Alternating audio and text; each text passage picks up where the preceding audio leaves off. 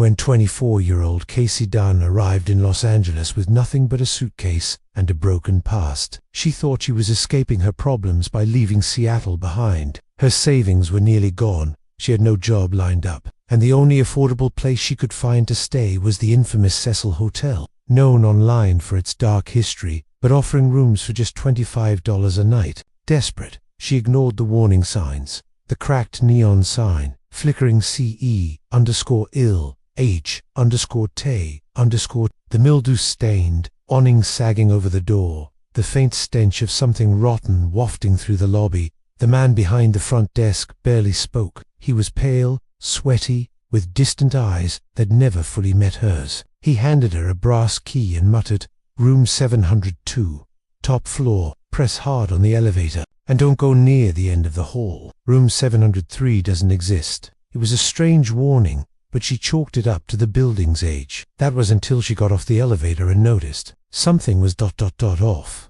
The hallway on the 7th floor was longer than it looked from the elevator, dimly lit with peeling green wallpaper and buzzing lights that flickered in sync with her growing unease. As she walked toward her room, her eyes were drawn to the far end of the corridor. A door stood cloaked in shadows. The number 703 was scratched, not printed, into the wood, like someone had carved it with a key. There was no handle. Deep claw-like gouges marred the bottom of the door, as if someone or something had tried to escape. Her heart raced. The clerk said it didn't exist, and yet here it was. Shaking off the chill in her spine, she entered room 702, which looked exactly how she expected.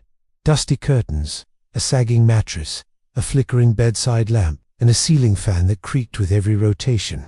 That night, Casey couldn't sleep. At exactly 3:12 a.m., she awoke 2 loud footsteps coming from above her room, slow, dragging, impossibly heavy. But she was on the top floor. Then came the sound of furniture being dragged, the groaning of wood under weight, and then the whispering started. A voice, faint and trembling, seemed to echo through the air, repeating the same warning over and over again. "Don't look back." She stared at the closet. The voice came from inside, frozen in fear. She stood, turned on every light, and yanked open the closet door. Nothing, just empty hangers and a faint cold draft. She tried to calm herself and get back in bed, but as she passed the wall behind the headboard, she noticed the wallpaper was curling upward. Something had been scratched into the plaster beneath. 703 is not empty. The next morning, Casey rushed to the front desk. "I saw room 703, she said. "There's a door. Why did you say it doesn't exist?" The man looked up, clearly shaken. "Because it shouldn't," he whispered. "That room was sealed. People who went in there, they didn't come back. They changed. Or they disappeared. The last one was in 92. It shouldn't be there." "Then why is it?" she asked. "Why can I see it?" He didn't answer. That day, she went to the library and started digging. She found a 1968 newspaper article about a woman named Leela, age 26, who had been found dead in room 703. There were no wounds. Her body was curled in the bathtub, face frozen in terror.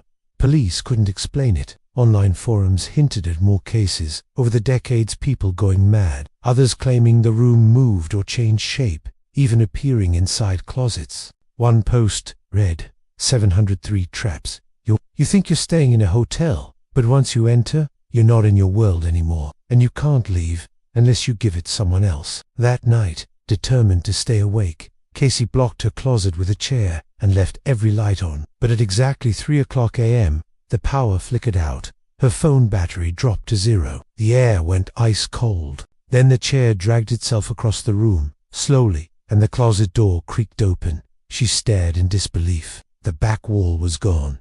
In its place, a hallway she hadn't seen before. At the end of it, room 703. This time, the door had a brass handle, as if drawn by a force beyond reason. She stepped through. Inside, the room was frozen in the 1960s.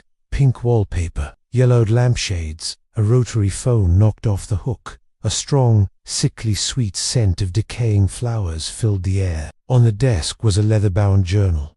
She opened it. The name Lila Maris was on the first page. The entries were unhinged, desperate. "I can't leave. Every time I open the door, it leads me back here. The clock hasn't moved in days.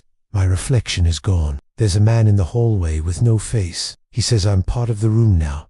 that someone else has to take my place. Casey dropped the journal. A voice behind her whispered, "Thank you. Now I can go." She turned, but there was nothing there. Everything went black. When she awoke, it was morning again, and she was in her bed in room 702, drenched in sweat. The hotel looked normal, but when she checked the desk drawer, the journal was there, and now the last page read, KCDUNN, July 2023.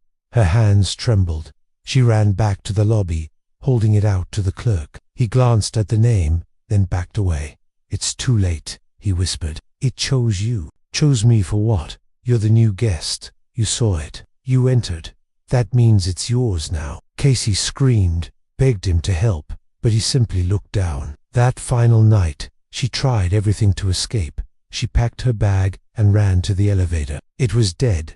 She tried the stairs. The lobby door wouldn't open. At 3 a.m., the lights shut off again. A soft, dragging noise echoed through her room. The closet door opened, and room 703 waited. Inside, the faceless bellhop stood silently, holding a rusted guest book with her name already written.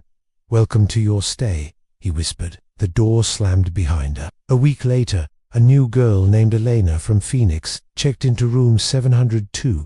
She was traveling alone. The new desk clerk, a pale man with a hollow smile, gave her the key and said gently, "Don't worry about the door at the end of the hall.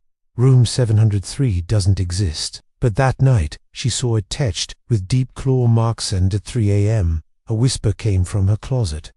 "Look back."